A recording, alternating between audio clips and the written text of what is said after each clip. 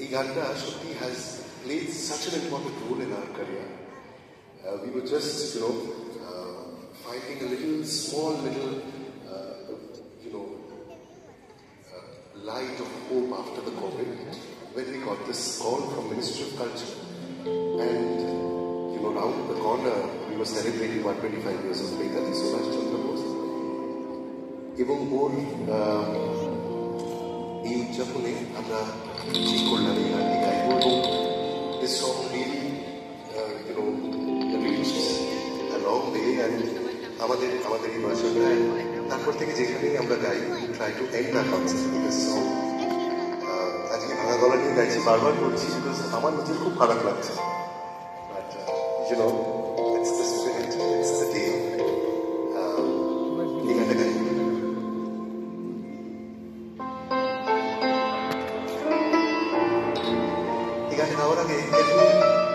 Can we just have all of you put on your torchlights, mobile phone? This song is for all those people যাদের স্পর্ধা যাদের সাহসের জন্য আমরা আজ এমন একটা সুন্দর সময় হয়তো ইতিহাসে তাদের নাম আমরা জানি কিংবা জানি না, সেই সকলের জন্য।